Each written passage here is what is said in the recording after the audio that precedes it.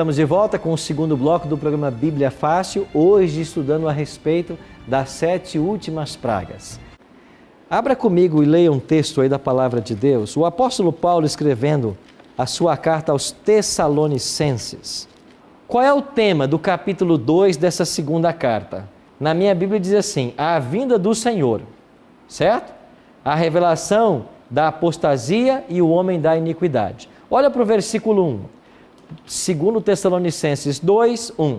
Irmãos, no que diz respeito à vinda de nosso Senhor Jesus Cristo e à nossa reunião com Ele, nós vos exortamos. Qual é o tema que Paulo está tratando aqui? A volta de Cristo, certo? Com relação à vinda de Jesus Cristo, nós vos exortamos. O tema é a volta de Jesus. Olha o versículo 3. Ninguém de nenhum modo vos engane, porque isto não acontecerá. O que não vai acontecer? A volta de Cristo. Sem que primeiro venha a apostasia e seja revelado o homem da iniquidade, o filho da perdição. Verso 4. O qual se opõe e se levanta contra tudo o que se chama Deus ou é objeto de culto, a ponto de assentar-se no santuário de Deus, ostentando-se como se fosse quem? O próprio Deus. Verso 7. Com efeito, o mistério da iniquidade já opera, e aguarda somente que seja afastado aquele que agora o detém. Verso 9.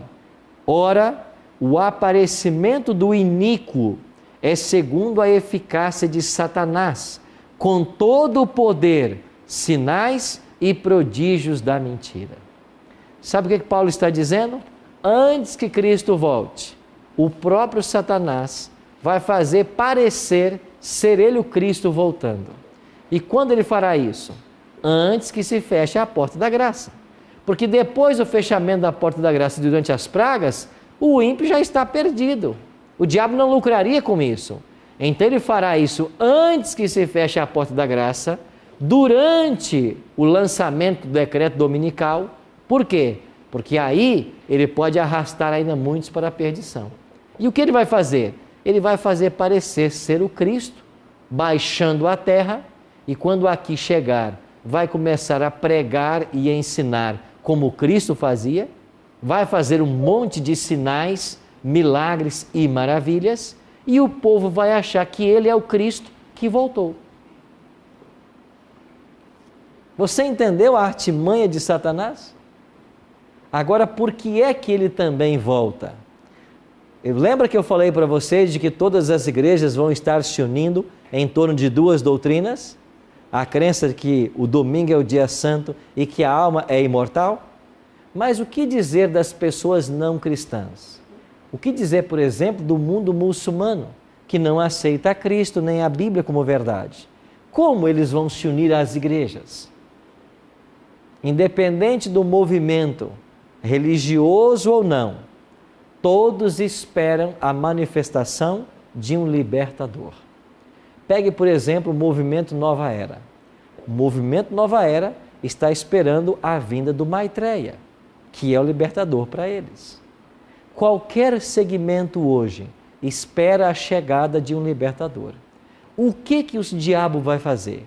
Ele vai reunir nele a expectativa de todos os povos.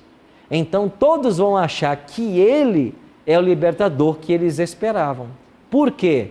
Por causa dos bens temporais que ele estará fazendo pelos povos. Aí o ecumenismo chegará ao seu ápice, porque agora o Cristo está em nosso meio e nós todos nos unimos.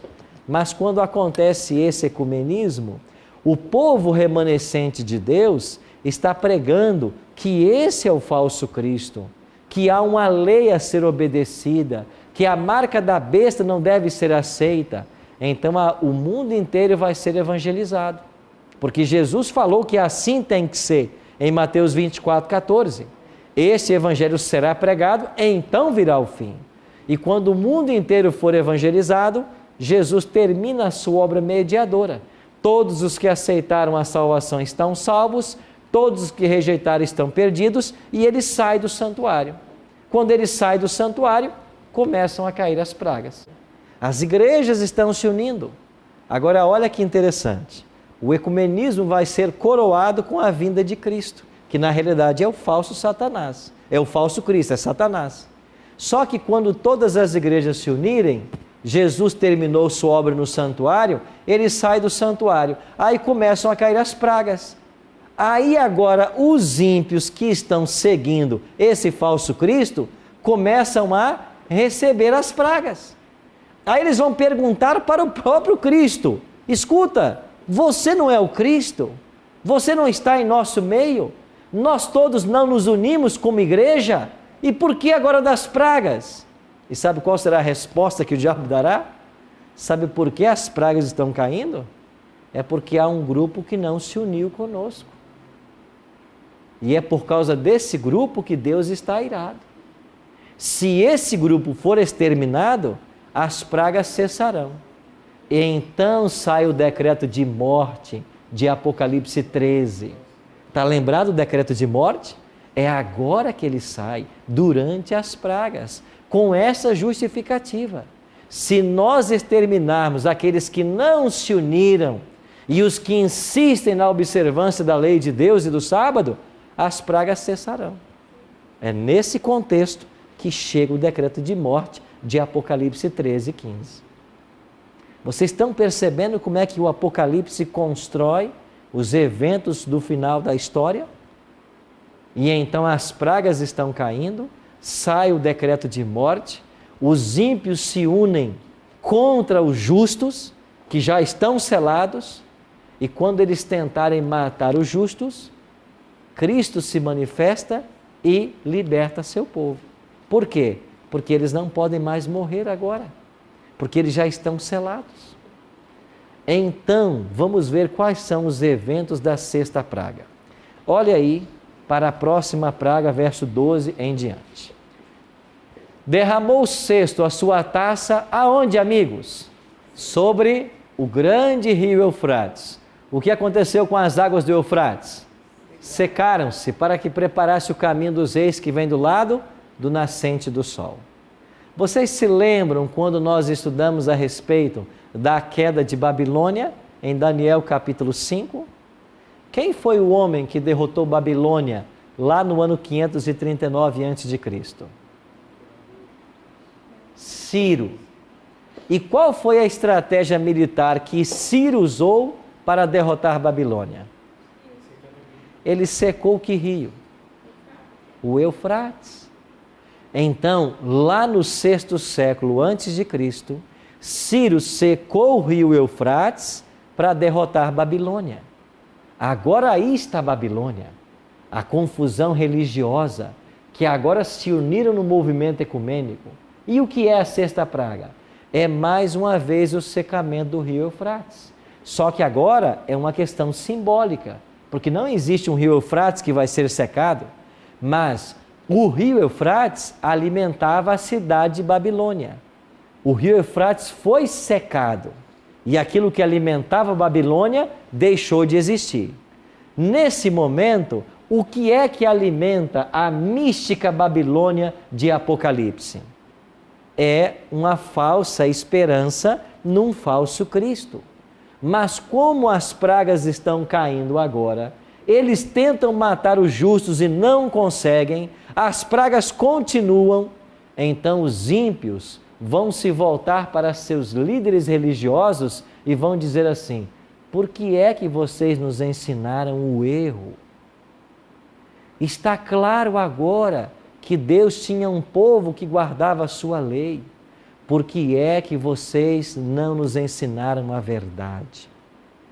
Agora eles vão tirar o apoio de Babilônia. Por isso cai Babilônia, porque aqueles que até aqui apoiavam, não apoiam mais. Só que é tarde demais. Eles deixam de apoiar, mas eles já estão perdidos, porque eles rejeitaram a terceira mensagem angélica quando foi pregada. Eles escolheram ficar do lado das tradições. Bruno. Pastor, aí não entra aquela questão que Deus não vai levar em conta o tempo da ignorância?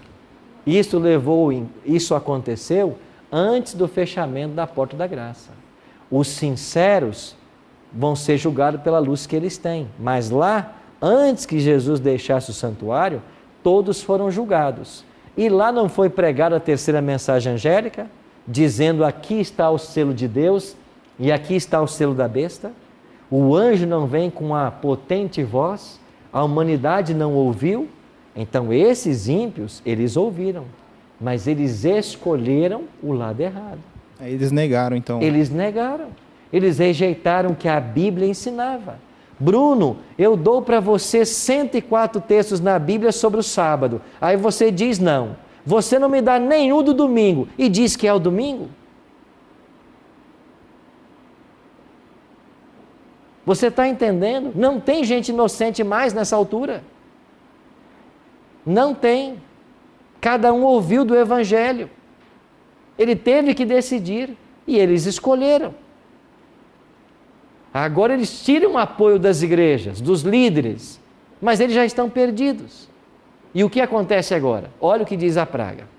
Então vi sair da boca do dragão, da boca da besta e da boca do falso profeta 3 espíritos imundos semelhante a rãs, porque eles são espíritos de demônios, operadores de sinais, e se dirigem aos reis do mundo inteiro, com o fim de ajuntá-los para a peleja do grande dia do Deus Todo-Poderoso. Verso 16.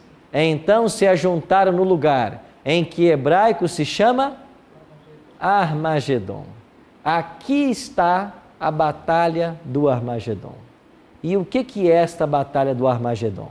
Deixa eu voltar o verso aqui. 3 espíritos imundos que saem da boca do dragão, da boca da besta e da boca do falso profeta. Amigos, quem é o dragão na profecia apocalíptica? O próprio Satanás. Quem é a besta na profecia apocalíptica? Nós já vimos aqui que existem mais de uma besta no Apocalipse.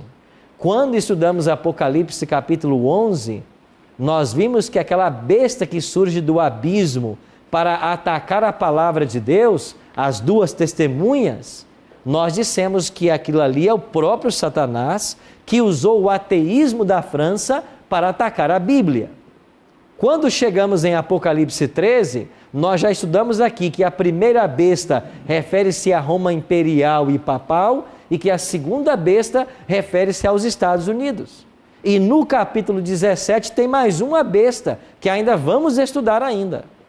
Ou seja, se o próprio dragão é o Satanás, estas bestas podem estar falando de quê?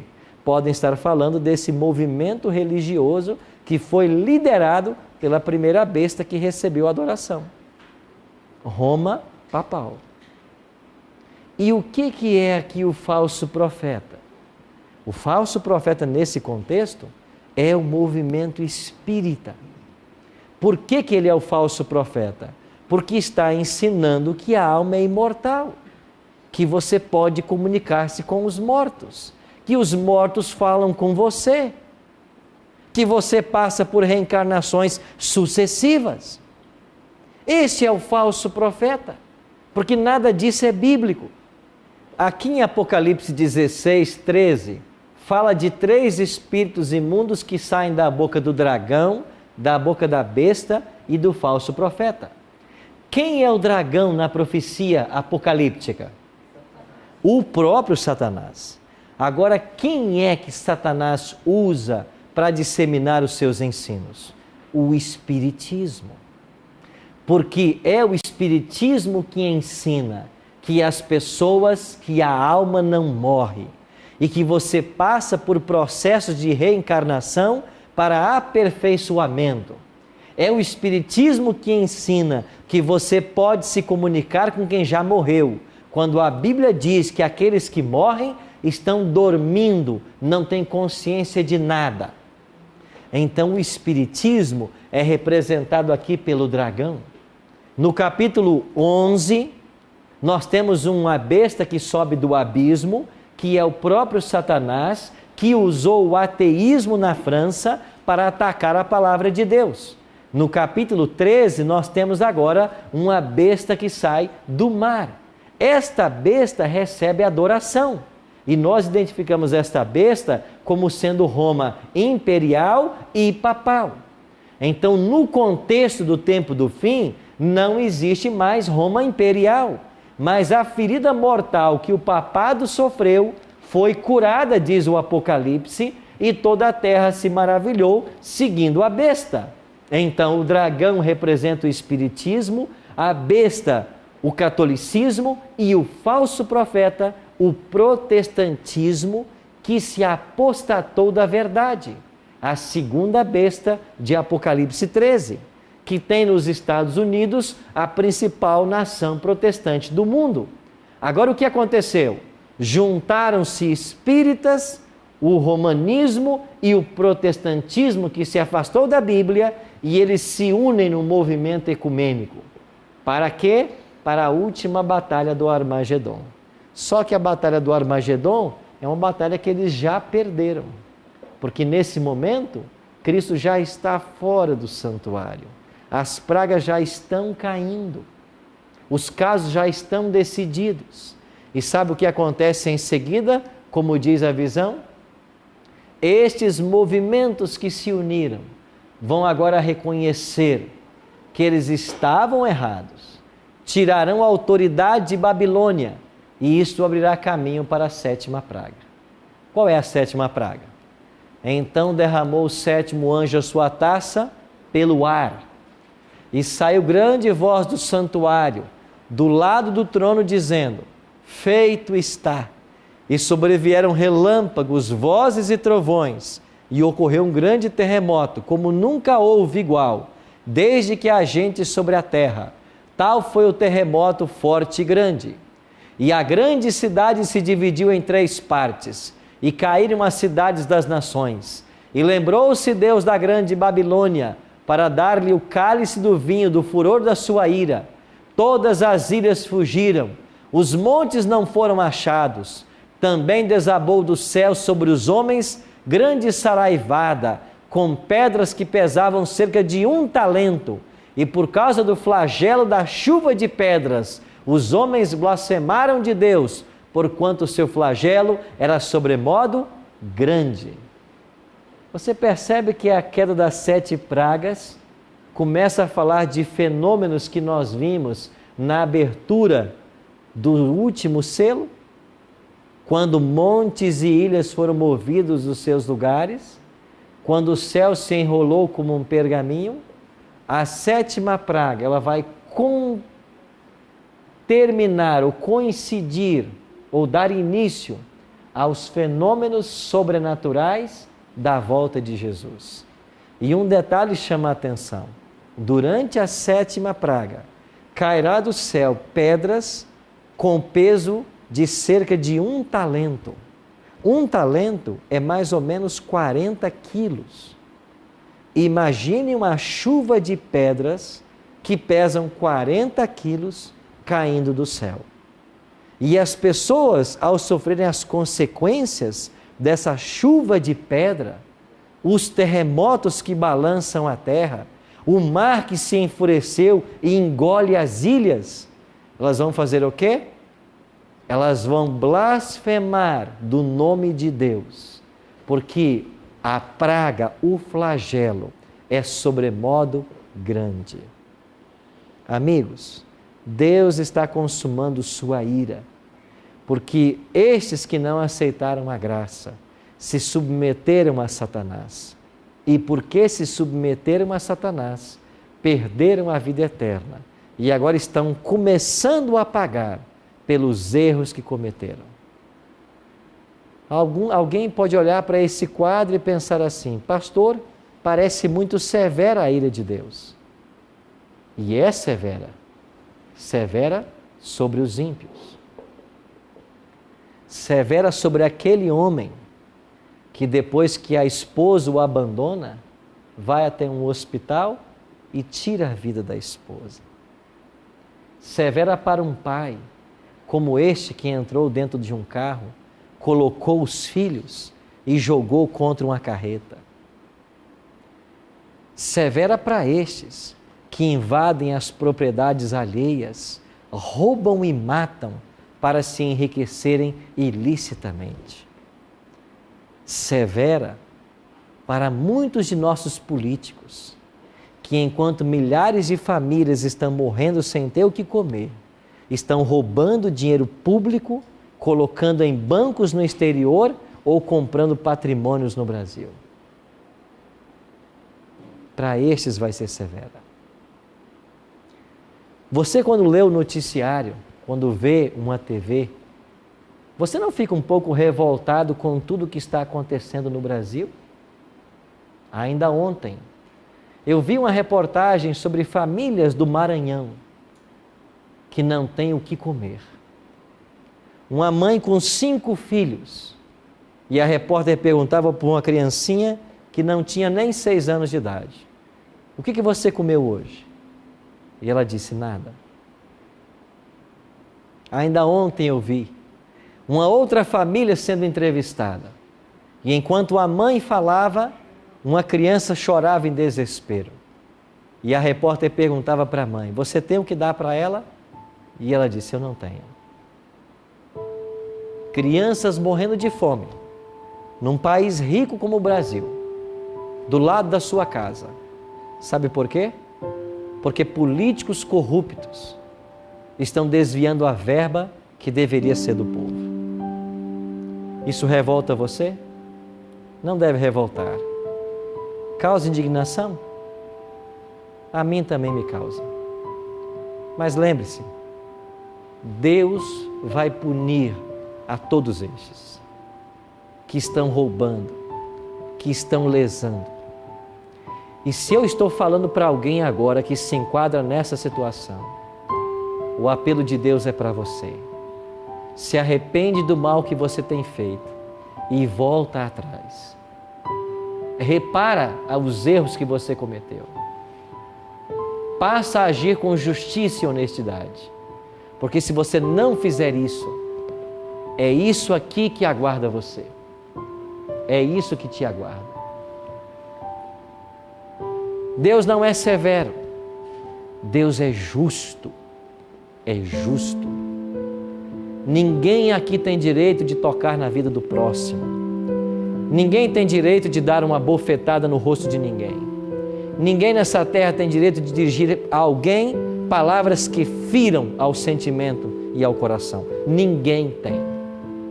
E quando você faz isso, Jesus falou assim: você está fazendo isso é comigo. Porque todas as vezes que você toca num pequenino destes de Cristo, você toca nele. A recompensa vem. Por isso se arrependa, senão o juízo será severo. Deus não é severo. Sabe por quê? Porque o sofrimento humano não é culpa de Deus. É culpa de Satanás. Por isso os dias deles estão contados. Logo chegará o dia que ele será destruído. O sofrimento é consequência do pecado que reina em nossa sociedade, onde alguns querem ter cada vez mais e pisam e roubam para conseguir. O nosso Deus não provoca isso. Sabe quem é o nosso Deus? O nosso Deus é aquele que deixou-se ser pendurado na cruz. Ele é amor. Esse é o nosso Deus. E sabe por que Ele foi para a cruz? Para te livrar das 7 pragas. Porque se você aceitar o homem do Calvário, você não vai receber os juízos de Deus na hora da condenação. Porque a palavra ensina que nenhuma condenação há para aqueles que estão em Cristo Jesus. Darlene vai cantar uma música agora, onde ela diz assim: não há maior amor. Mesmo quando Deus pune, Ele pune por amor. Porque Ele ama seus filhos e não quer que a injustiça continue. Ele quer dar um basta ao mal que domina o nosso planeta. O nosso Deus não é um Deus severo, Ele é um Deus de amor. E para te tirar das pragas, Ele foi para a cruz. Ele morreu a morte que você merecia, para que pudéssemos ter a vida que a Ele pertencia. Não há maior amor.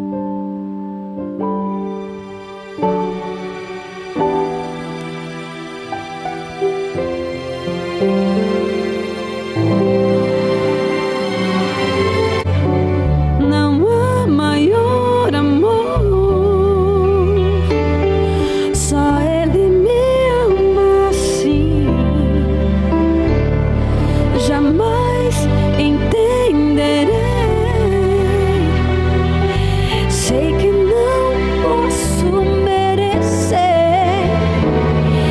Desejo servi-lo com meu coração e tê-lo junto a mim. Não há maior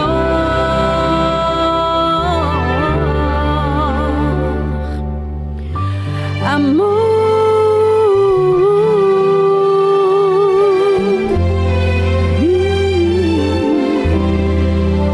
Não há maior amor do que este.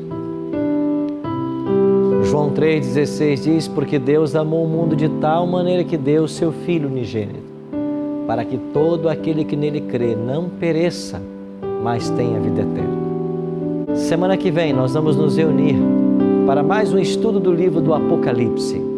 Que Deus o abençoe e até lá.